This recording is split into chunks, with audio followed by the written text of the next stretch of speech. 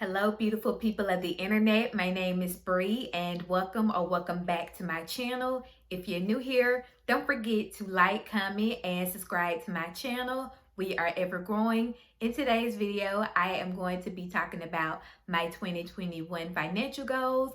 This is going to be part one of two of my financial goals series, and let's get into today's video. So 2021 is a whole new year, and one of the things that I am doing this year along with my budgeting and hopefully debt-free journey is to set up sinking fund goals and 2021 financial goals.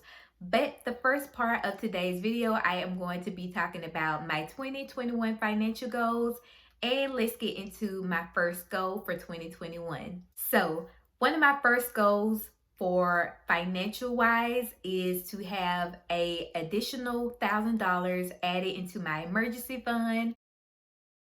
Now, if you're someone who follow along or have heard of Dave Ramsey's first baby step plan, he recommends you to save $1,000. Now, I currently have over $1,000 in my emergency fund because I feel like $1,000 isn't just enough money to have an emergency fund, especially in today's time. But I have definitely met over the $1,000 threshold. I am comfortable with where I'm at, but I feel like you can never have enough money in your emergency fund. So my goal is to increase my emergency fund with an additional $1,000. $2,000 would definitely be great, but I know realistically right now, I know I can reach the $1,000 threshold in this year. So that is one of my financial goals that I plan to achieve this year. So my second financial goal for 2021 is to have a moving out fund.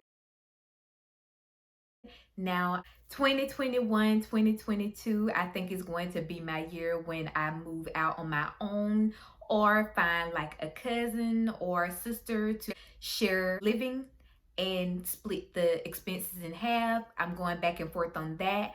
But my second goal is to have $1,500 towards my moving fund. This is going to be a fund that I am going to be prioritizing this year. I want to at least have my first month deposit down along with my first month rent. And I also want to make sure that I have enough money to cover like grocery expenses, things like toiletries that I need for my home or apartment. And so that is going to be a goal that I am working towards this year. Okay, so my third financial goal that I plan to achieve this year is to hopefully start working on my debt-free journey. Now, I am going back and forth on how I want to do this because I am currently still a college student. And although I have not taken out any student loans now, I'm going back and forth on whether I want to start paying on my student loans. And this would be at the previous school I went to.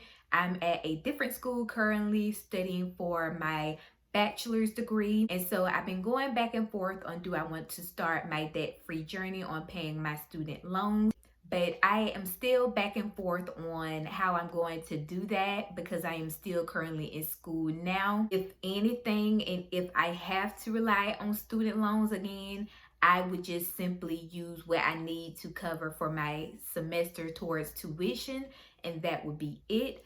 But I definitely want to start working on my debt-free journey, going towards paying off my student loan. And my goal for that is if I have any more money left out of my variable expenses budget, whatever I don't use will go towards that snowball, paying off my student loan debt. If I have $10 left from gas and $13 left from groceries for those 2 weeks, I'm going to throw $23 towards my student loan debt. That's how I kind of been thinking about how I'm going to do my student loan debt-free journey. So I will see how that goes. Then my last financial goal that I have for this year is to just save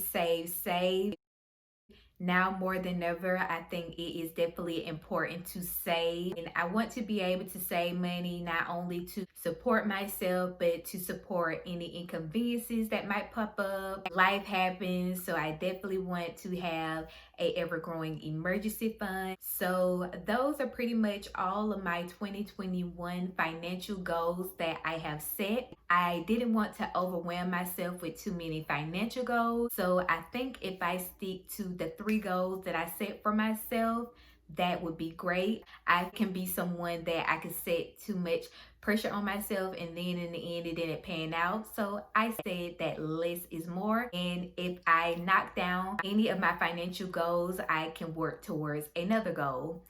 So I think that is it for today's video. Stick around for part 2 of my financial goals series. Second video, I am going to be talking about my sinking fund goals, which essentially are financial goals as well, but I find them as mini savings goals.